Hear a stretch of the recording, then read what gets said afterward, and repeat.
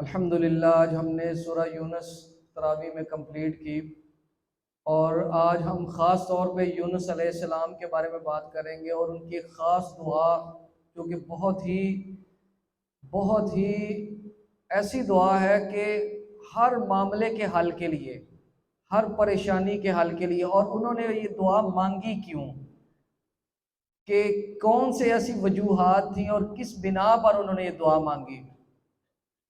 تو یونس علیہ السلام جو ہیں وہ عراق کے ایک شہر نینوا نام ہے، جو کہ بائبلیکل جو ہسٹورینز ہیں انہوں نے لکھا ہے بغداد سے دور وہ شہر تھا، اور اس شہر میں وہ آئے تھے، اور یہاں تک لکھا گیا کہ 1,00,000 کی آبادی کا شہر تھا۔ تو یونس علیہ السلام اس شہر پر آئے، اور اس شہر پر عام نبیوں کی طرح، دوسرے نبیوں کی طرح اللہ کی وحدانیت بیان کرتے رہے اور کہتے رہے۔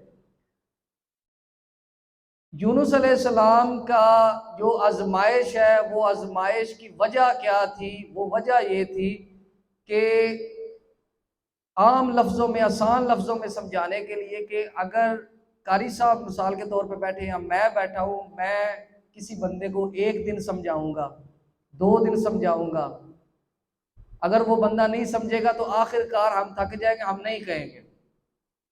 لیکن جو نبی ہوتے ہیں، نبی جو ہے وہ اللہ کی اجازت کے بغیر کسی جگہ پر جا نہیں سکتے، انہوں نے ہر روز کہنا ہے۔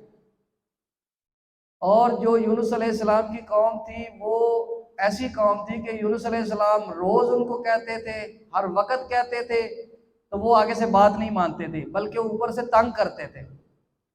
تو یونس علیہ السلام ان سے تنگ آ کر کہ میری یہ بات نہیں سن رہے اور مجھے بلکہ تنگ کر رہے ہیں، تو وہ اس لیے ادھر سے ناراض ہو کے خود ہی چلے گئے۔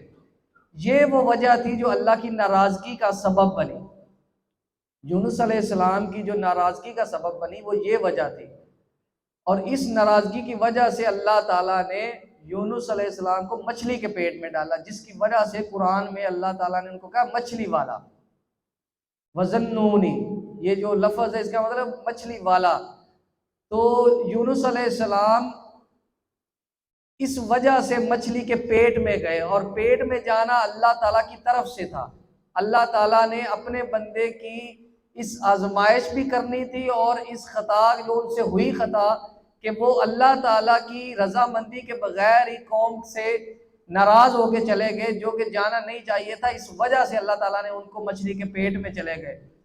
تو مچھلی کے پیٹ میں جا کر انہوں نے جو دعا مانگی، وہ دعا یہ تھی کہ لا الہ الا انت سبحانک انی کنت من الظالمین۔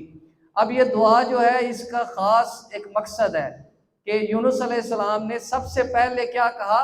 لا الہ الا، سب سے پہلے اللہ تعالیٰ کی وحدانیت بیان کی، سب سے پہلے یہ کہا کہ اللہ تو ایک ہے، وحدہ لا شریک ہے، تیرا کوئی شریک ہی نہیں۔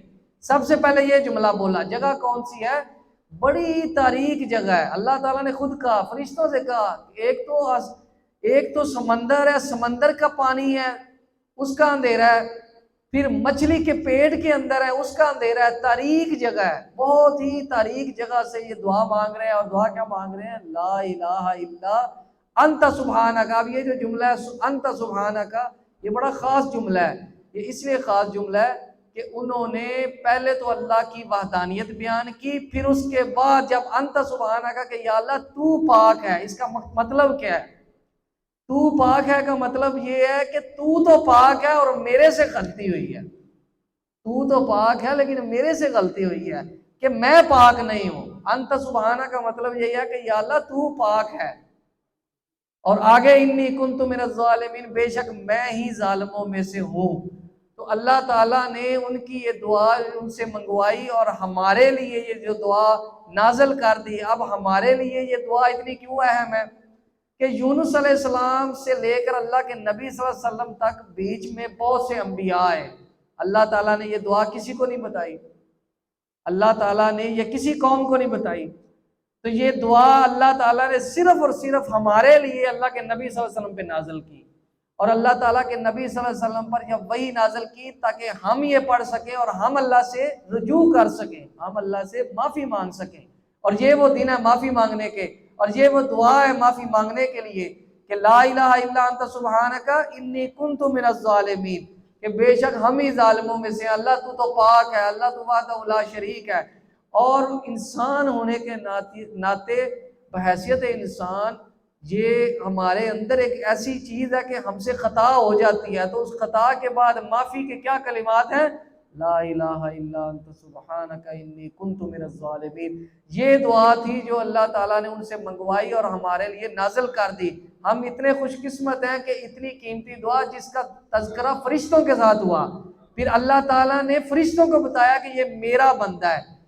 روایات میں ملتا ہے کہ جب یونس علیہ السلام نے یہ جملہ بولا تو عرش جو ہے وہ ہلنے لگ گیا، اتنی طاقت تھی اس دعا کے اندر کہ یونس علیہ السلام نے جب یہ جملہ بولا۔ اور یونس علیہ السلام، اگر ہمارے جیسا کوئی انسان ہو، وہ ایک بات صرف ایک ایسی وجہ ہم اگر ہوں تو ہم کہیں کہ یار میں نے تو اپنی حجت پوری کر دی تھی، میں تو اپنی قوم کو کہتا رہا ہوں، اب انہوں نے بات نہیں مانی، میرا تو کوئی قصور نہیں۔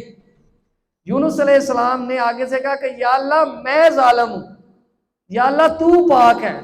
یہ بات ہمارے لیے بہت اہم ہے کہ اللہ تعالیٰ کے بڑے ہی برگزیدہ نبی، بڑے ہی جلیل القدر نبی، وہ اپنے آپ کو کہہ رہے ہیں کہ یا اللہ میں ظالم ہوں، اللہ تو پاک ہے، میرے سے غلطی ہوئی، اور اسی اللہ کی وحدانیت بیان کر رہے ہیں، اسی اللہ کی وحدانیت بیان کر رہے ہیں، آگے سے کوئی بہانہ نہیں کر رہے، کوئی بات نہیں کر رہے کہ یا اللہ میں تو ساری عمر کرتا رہا ہوں، سارا کچھ کیا، ایک غلطی کی سزا اتنی بڑی دے دی، یہ جملہ نہیں بولا۔ آج ہمارے اوپر کوئی مشکل آتی ہے، کوئی تکلیف آتی ہے، تو ہم یہ سوچنے لگ پڑتے ہیں کہ یار میں تو اتنا بڑا کوئی گناہ نہیں کیا جو مجھے اتنی سزا ملنے لگ پڑی ہے۔ حالانکہ ہمیں یہ جاننا چاہیے، یہ سمجھنا چاہیے، اور یہ ایک بہت ہی بڑی گہری بات ہے، اور یہ نچوڑ ہے کہ جب بھی انسان پر کوئی تکلیف کا وقت آتا ہے، وہی انسان کے لیے اچھا وقت ہوتا ہے۔ کیوں؟ کیونکہ وہ اللہ سے رجوع کا وقت ہوتا ہے، کیونکہ جب انسان اللہ سے رجوع کرتا ہے، اللہ سے دعائیں مانگتا ہے، تب وہ اللہ کے قریب ہو جاتا ہے۔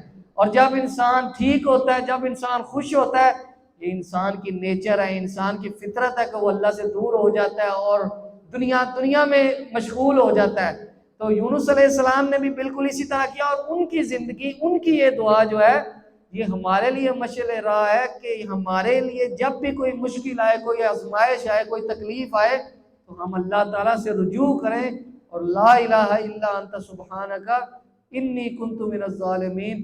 بے شک اللہ وحدہ لا شریک ہے، اور اللہ تو ہی پاک ہے، اور ہم ہی ظالموں میں سے ہیں۔ اللہ ہمیں یہ دعا مانگنے کی توفیق عطا فرمائے، اور اللہ ہمیں انبیاء کی دعائیں اور انبیاء کے واقعات دیکھ کر، پڑھ کر ہمیں اس سے سبق سیکھنے کی توفیق عطا فرمائے۔ وآخر دعوانا الحمدللہ رب العالمین۔